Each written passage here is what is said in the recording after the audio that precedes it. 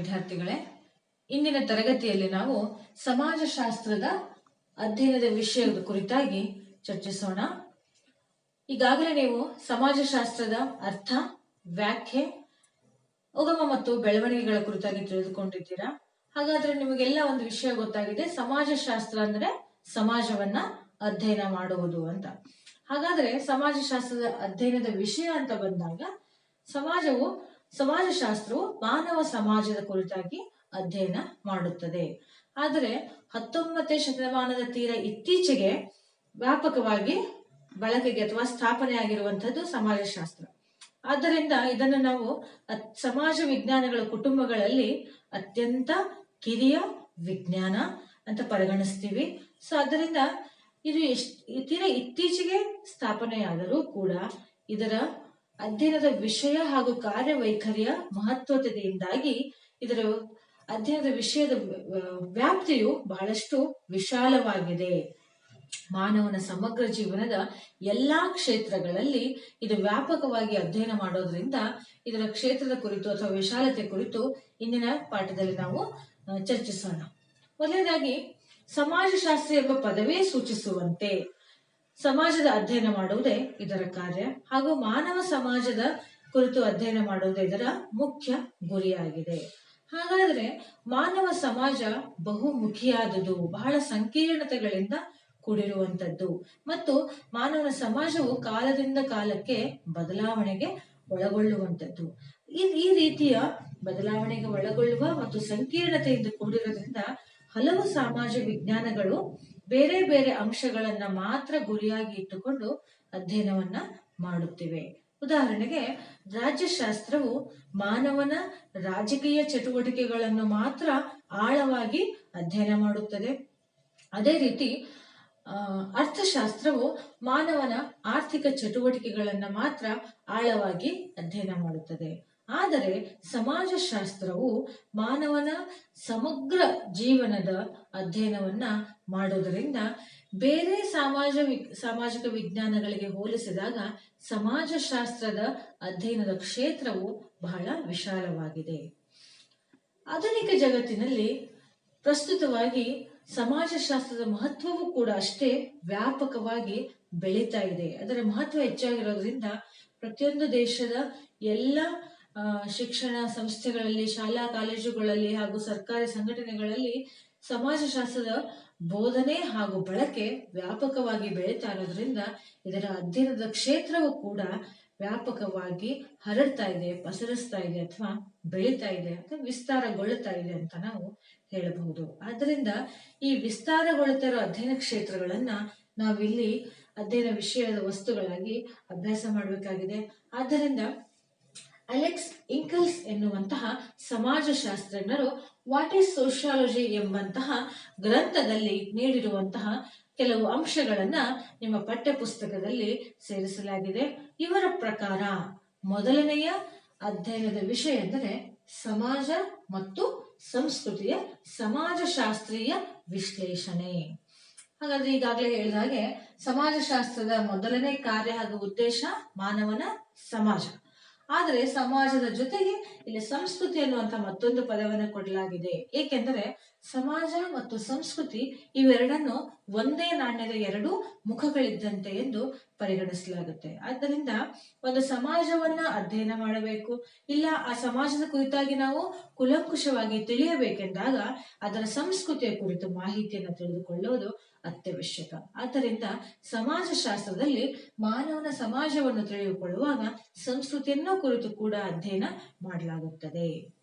ಹಾಗಾದರೆ ಇಲ್ಲಿ ಸಂಸ್ಕೃತಿ ಎಂದರೆ ಎಲ್ಲವೂ ಮಾನವನ ಚಟುವಟಿಕೆಗಳು, ವರ್ತನೆಗಳು, ಆತನಾಡುವ ಭಾಷೆ, ಆತನ ನಿಯಮಗಳು, ಆತನ ರಚನೆ ಮಾಡಿಕೊಂಡಿರುವಂತಹ ಸಮಾಜದಲ್ಲಿ ಸಹಸ್ರಾರು ವರ್ಷಗಳಿಂದ ಪಾಲಿಸಿಕೊಂಡು ಬಂದಿರುವಂತಹ ಎಲ್ಲ ಸಂಪ್ರದಾಯಗಳು, ಹಬ್ಬ ಹರಿದಿನಗಳು, ನೈತಿಕ ನಿಯಮಗಳು, ಆದರ್ಶಗಳು, ಇವೆಲ್ಲವುಗಳ ಒಟ್ಟು ಸಮುಚ್ಚಯವನ್ನು ನಾವು ಸಂಸ್ಕೃತಿ ಅಂತ ಹೇಳಿ ಕರಿತಾ ಹೋಗ್ತೀವಿ.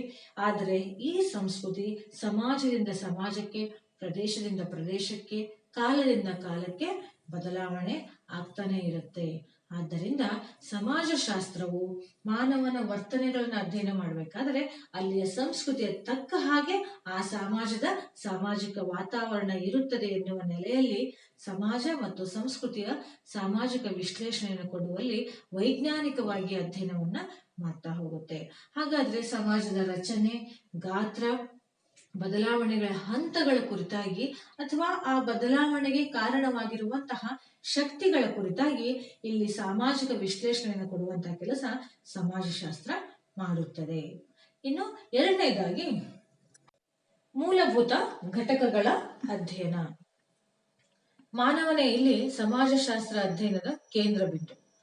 ಹಾಗೂ ಅವನಿಗೆ ಸಂಬಂಧಪಟ್ಟಂತಹ ಎಲ್ಲ ಕ್ಷೇತ್ರಗಳು, ಚಟುವಟಿಕೆಗಳು, ಕಾರ್ಯಗಳೇ ಮೂಲಭೂತ ಘಟಕಗಳು ಅಂತ ಹೇಳಿ ಇಲ್ಲಿ ಪರಿಗಣಿಸಲಾಗುತ್ತೆ.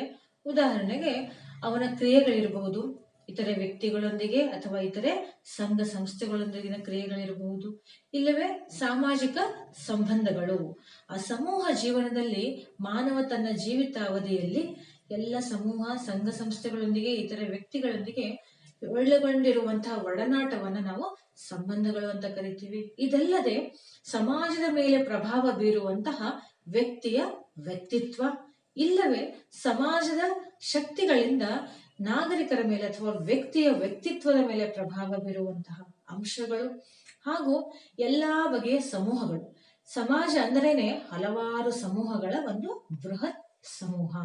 ಆದ್ದರಿಂದ ಇಲ್ಲಿ ಒಳಗೊಂಡಿರುವಂತಹ ಎಲ್ಲ ಚಿಕ್ಕ ಪುಟ್ಟ ಸಮೂಹಗಳು ಕೂಡ ಸಮಾಜಶಾಸ್ತ್ರದ ಒಂದು ಮೂಲಭೂತ ಘಟಕ ಅಂತ ಕರೆಸಿಕೊಳ್ಳುತ್ತೆ. ಅದಲ್ಲದೇನೆ ಮಾನವ ವಾಸ ಮಾಡುವಂತಹ ಪ್ರದೇಶ, ಗ್ರಾಮ, ನಗರ, ಆದಿವಾಸಿ, ಸಂಘಗಳು, ಸಂಘಟನೆಗಳು ಹಾಗೂ ಅಲ್ಲಿನ ಜನಸಂಖ್ಯೆ ಇವೆಲ್ಲವೂ ಕೂಡ ಸಮಾಜಶಾಸ್ತ್ರದ ಘಟಕಗಳಲ್ಲಿ ಒಂದಾಗಿವೆ. ಹಾಗಾದ್ರೆ ಈ ಎಲ್ಲ ಘಟಕಗಳನ್ನ ಸಮಾಜಶಾಸ್ತ್ರ ಅಧ್ಯಯನವನ್ನ ಮಾಡುತ್ತೆ.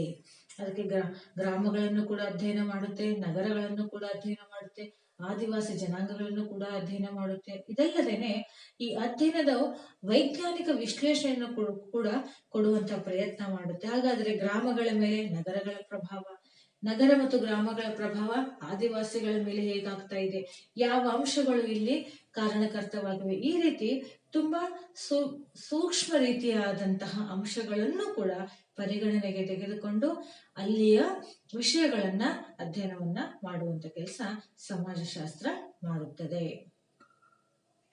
ಈಗ ಮೂರನೆಯ ಅಧ್ಯಯನದ ವಸ್ತು ಸಾಮಾಜಿಕ ಸಂಸ್ಥೆಗಳು. ಸಮಾಜವು ಹಲವಾರು ಚಿಕ್ಕ ಪುಟ್ಟ ಸಂಸ್ಥೆಗಳ ಅಥವಾ ಸಣ್ಣ ಸಣ್ಣ ಸಮೂಹಗಳ ಒಂದು ಬೃಹತ್ ಸಮೂಹ. ಹಾಗಾಗಿರೋದ್ರಿಂದ ಇಲ್ಲಿ ಕೆಲವು ಸಮೂಹಗಳು ಮಾತ್ರ ಮಾನವನ ಸಾಮಾಜಿಕ ಜೀವನದ ಆಧಾರ ಸಂಸ್ಥೆಗಳಾಗಿವೆ, ಆಧಾರ ಪ್ರಾಯವಾಗಿವೆ ಅಥವಾ ಅದರ ಸ್ತಂಭಗಳು ಕೂಡ ಅಂತ ಹೇಳಬಹುದು.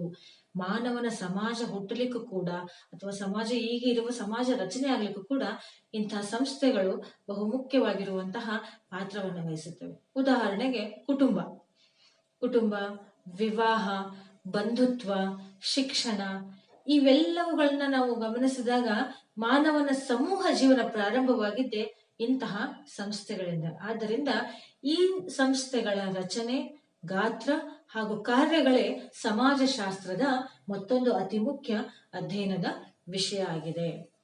ಹಾಗಾದರೆ ಇಲ್ಲಿ ಒಂದು ಸಂಸ್ಥೆಯಲ್ಲಿ ಆಗಿರುವಂತಹ ಬದಲಾವಣೆ ಇರಬಹುದು ಅಥವಾ ಯಾವುದಾದ್ರೂ ಬೆಳವಣಿಗೆ ಇರಬಹುದು, ಅವು ಸರಣಿಯಾಗಿ ಬೇರೆ ಬೇರೆ ಸಂಸ್ಥೆಗಳ ಮೇಲೆ ಪ್ರಭಾವ ಬೀರುತ್ತಾ ಹೋಗುತ್ತೆ.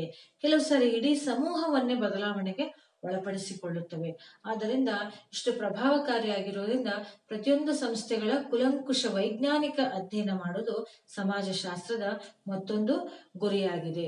ಅಷ್ಟೇ ಅಲ್ಲದೆ ಈ ಮಾನವ ತನ್ನ ಅವಶ್ಯಕತೆಗಳಿಗಾಗಿ ಅಥವಾ ತನ್ನ ಬೇಡಿಕೆಗಳನ್ನ ಪೂರೈಸಿಕೊಳ್ಳುವುದಕ್ಕೋಸ್ಕರವಾಗಿ ಈ ಸಂಸ್ಥೆಗಳನ್ನ ಬೆಳೆಸ್ತಾ ಹೋಗ್ತಾನೆ ಅಥವಾ ಕಾರ್ಯವೈಖರಿಗಳಲ್ಲಿ ಬದಲಾವಣೆಗಳನ್ನ ತಂದುಕೊಳ್ತಾ ಹೋಗ್ತಾನೆ. ಆಗ ಇವೆಲ್ಲವುಗಳನ್ನ ಕಲ್ಯಾಣಾತ್ಮಕವಾಗಿ ಸಮಾಜದ ಕಲ್ಯಾಣಕ್ಕೆ ಉಂಟಾಗುವಂತೆ ಅದರ ವಿಶ್ಲೇಷಣೆಯನ್ನ ಮನದಟ್ಟು ಮಾಡಿಕೊಡುವ ಕೆಲಸ ಸಮಾಜಶಾಸ್ತ್ರ ಮಾಡುತ್ತದೆ. ಉದಾಹರಣೆಗೆ ಈಗ ಕುಟುಂಬನ ಒಂದೇ ಸಂಸ್ಥೆನ ಉದಾಹರಣೆಗೆ ಹೇಳೋದಾದ್ರೆ, ಮೊದಲೆಲ್ಲ ನಾವು ಅವಿಭಕ್ತ ಕುಟುಂಬಗಳಲ್ಲಿ ವಾಸ ಮಾಡ್ತಾ ಇದ್ವಿ. ಅವಿಭಕ್ತ ಕುಟುಂಬಗಳ ವ್ಯಾಪಕವಾಗಿದ್ವು.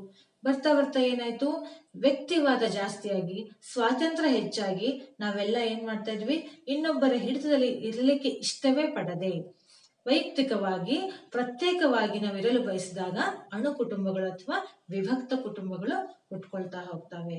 ಆ ವಿಭಕ್ತ ಕುಟುಂಬಗಳಿಂದನೂ ಕೂಡ ಕೆಲವು ಸಾರಿ ಸಮಾಜದ ಮೇಲೆ ಆಗುವಂತ ಪರಿಣಾಮಗಳನ್ನ ಸಮಾಜಶಾಸ್ತ್ರ ಅಧ್ಯಯನ ಮಾಡಿ ವಿಶೇಷವಾದ ಮಾಹಿತಿಗಳನ್ನ ಜಗತ್ತಿಗೆ ತೋರಿಸಿಕೊಟ್ಟಿದೆ. ಸೊ ಈ ರೀತಿ ಇದು ಒಂದು ಉದಾಹರಣೆ ಅಷ್ಟೇ. ಪ್ರತಿಯೊಂದು ಸಂಘ ಸಂಸ್ಥೆಗಳಲ್ಲಿ ಈ ರೀತಿಯ ಗಾತ್ರ, ರಚನೆ, ಅವುಗಳ ಪರಿಣಾಮಗಳ ಕುರಿತು ಸಮಾಜಶಾಸ್ತ್ರ ಅಧ್ಯಯನ ಮಾಡುತ್ತದೆ.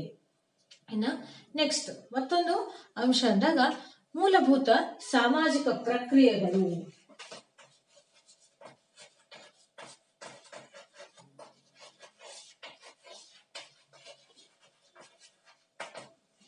ಪ್ರಕ್ರಿಯೆಗಳು ಅಂದಾಗ ಸಮಾಜಶಾಸ್ತ್ರೀಯ ಭಾಷೆಯಲ್ಲಿ ಹೇಳೋದಾದ್ರೆ, ವ್ಯಕ್ತಿ ಸಮೂಹ ಜೀವಿ.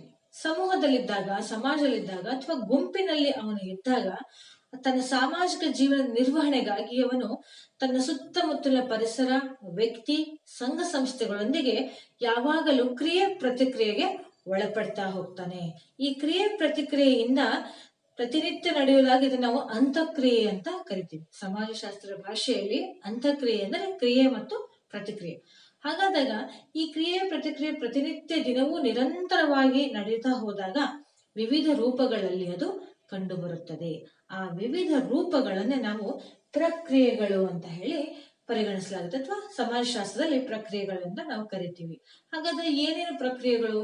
ಮುಖ್ಯವಾಗಿ ಈಗ ಉದಾಹರಣೆಗೆ ಸಹಕಾರ, ಸ್ಪರ್ಧೆ, ಸಂಘರ್ಷ, ಸ್ವಾಂಗೀಕರಣ, ಹೊಂದಾಣಿಕೆ, ಇವೆಲ್ಲವನ್ನು ನಾವು ಸಾಮಾಜಿಕ ಪ್ರಕ್ರಿಯೆಗಳು ಅಂತ ಹೇಳಿ ಕರಿತೀವಿ.